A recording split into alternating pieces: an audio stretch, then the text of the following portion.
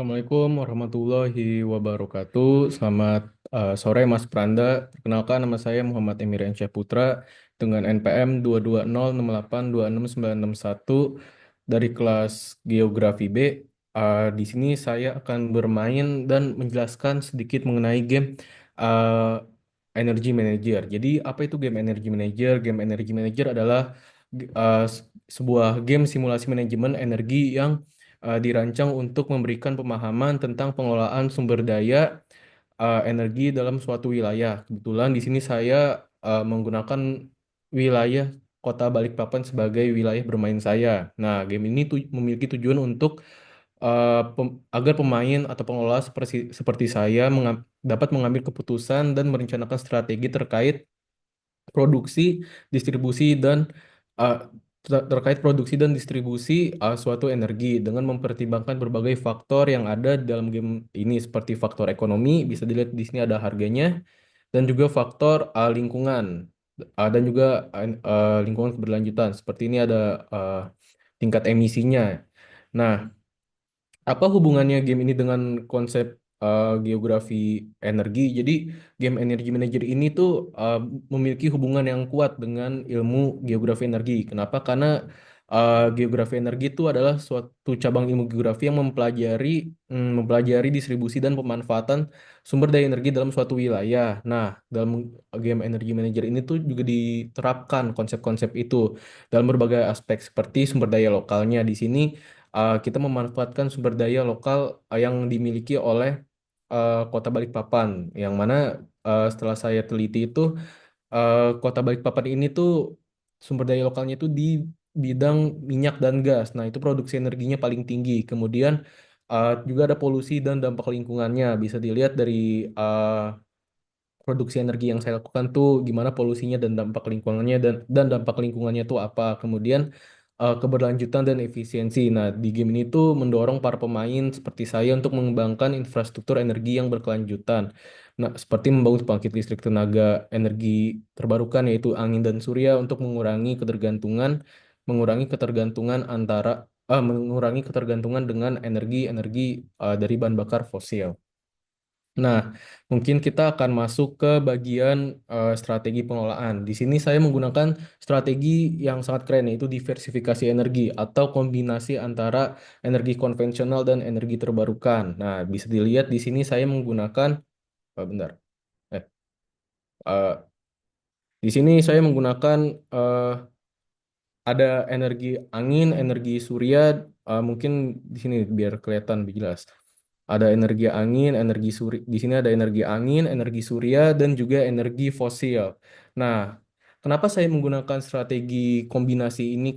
Karena menurut saya ini produksinya paling bagus untuk jadi memproduksi energi secara tinggi dengan menekan tingkat emisi gas yang dihasilkan, yaitu dengan adanya energi-energi terbarukan ini. Nah, kemudian juga saya menggunakan strategi dalam mengelolanya itu strategi menahan harga ya. Bisa dilihat di sini salah satu storage saya ini udah penuh nilainya ya, udah full. Tapi di sini angkanya itu masih $3.276 per 100 megawatt per hournya. Nah, kemarin itu sempat di angka 4.000, saya ingin menahan dulu ya sampai di angka 4.000. Tadi pagi itu 2.000 sempat turun 2.000 tapi saya akan akan saya hold. Nah, kenapa? Karena dalam transisi energi terbarukan itu membutuhkan modal yang besar. Jadi saya sebisa mungkin akan menahan sampai harganya itu cukup tinggi untuk menjadi modal selanjutnya agar dapat membeli produksi-produksi unit di sektor energi terbarukan. Nah, pengaruh faktor geografisnya ada nggak di game ini? Menurut saya ada. Kenapa? Karena di sini bisa dilihat kota Balikpapan itu kota yang produksi minyak dan gasnya itu sangat kuat. Jadi bisa dilihat di sini produksinya itu paling tinggi di sini adalah utilitas di bidang sektor sektor fosil ya, energi dari fosil. Kenapa? Karena kota Balikpapan itu sendiri produksi minyak dan gasnya itu sangat kuat. Sedangkan di energi terbarukan baik surya ataupun matahari itu utilitas atau pemanfaatannya itu di bawah 50%. Yang mana ini juga merupakan suatu tantangan bagi saya sendiri sebagai pemain atau pengelola, gimana caranya memaksimalkan utilitas pemanfaatan ini. Mungkin eh, dibutuhkan strategi dan penyesuaian lebih lanjut. Tetapi saya tentunya dalam menempatkan posisi-posisi ini itu saya membaca-membaca juga kalau misalkan eh, untuk kayak energi angin dan energi surya itu di wilayah pesisir itu sangat cocok. Tapi di sini menurut saya kurang ya, kurang cocok ya. Saya tidak tahu kenapa. Mungkin ini butuh penyesuaian lebih lanjut, butuh riset lebih lanjut dan butuh dana lebih lanjut dari game ini. Nah, ada nggak sih eh, dari game ini tuh mencerminkan eh, dengan realitas yang ada di dunia nyata. Nah, menurut saya tuh game ini mempunyai kesamaan terhadap realitas yang ada di dunia nyata, yaitu masih adanya ketergantungan pada energi fosil, yang mana di wilayah Balikpapan merupakan contoh nyata atas ketergantungan nih di wilayah Balikpapan di game ini ya. Ini saya masih mengalami ketergantungan terhadap energi fosil, yang mana di dunia nyata juga tuh masih terjadi ketergantungan terhadap energi fosil. Kemudian masih perlunya transisi ke energi terbarukan karena energi fosil itu masih menjadi produsen energi paling tinggi. Nah, jadi ini saya sedang mengumpulkan modal agar dan saya juga sempat nyoba-nyoba gimana caranya agar produksi energi terbarukan itu bisa menyeimbangi energi fosil.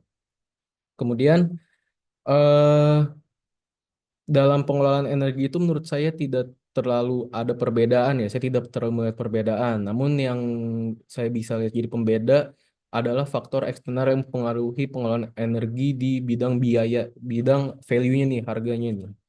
Nih, di bidang harga ini itu menurut saya eh, ada pengaruh-pengaruh eksternal di dunia nyata yang tidak dimasukkan dalam game seperti ini, seperti geopolitiknya gimana, stabilitasnya gimana, dan demand dari energi itu seberapa besar.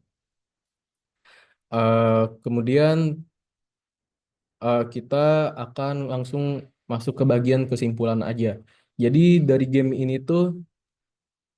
ini dapat saya simpulkan ya bahwa game itu memberikan wawasan bahwa setiap wilayah itu memiliki potensi dan sumber energi yang berbeda.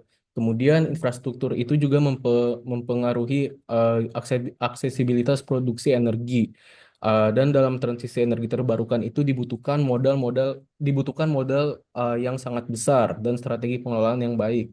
Karena bisa dilihat di harga unit sini itu tuh di harga unit sini ya itu tuh di production unitsnya itu maaf, tar, di production units itu biasanya nih harga-harga energi terbarukan tuh mahal-mahal tuh. Mungkin ini murah tapi produksinya tidak sebanding. Nah, ini mahal-mahal kan. Nah, jadi dibutuhkan modal yang sangat besar dalam membangun sebuah produksi di bidang energi terbarukan. Dan game ini juga memberikan pemahaman bahwa dibutuhkan keseimbangan antara kebutuhan energi dan dampak lingkungannya, yang mana saya sebagai pemain dan juga sekaligus pengelola itu harus mencari cara gimana produksi energi tanpa menghasilkan emisi yang tinggi. Kemudian biaya yang tinggi itu biaya yang ingin tinggi itu pasti akan ada jika energi itu semakin bersih dalam produksi energi. Dan harga energi itu bisa berfluktuasi yang mana dipengaruhi oleh faktor-faktor tertentu. Yang mana yang tadi saya sudah bilang ada faktor eksternal di dunia nyata yang tidak dimasukkan dalam game ini. Sehingga dapat saya simpulkan juga bahwa game Energy Manager ini sangat berguna untuk meningkatkan pemahaman dalam geografi energi dan pengelolaannya. Kemudian memberikan pengetahuan mengenai pentingnya pengembangan perencanaan energi, efisiensi, dan juga transisi dengan harga yang lebih murah agar dapat mencapai sebuah energi bersih, energi hijau, energi terbarukan yang berkelanjutan. Sekian penjelasan saya mengenai game Energy Manager ini. Jika ada salah kata, saya mohon maaf. Wassalamualaikum warahmatullahi wabarakatuh. Salam energi hijau.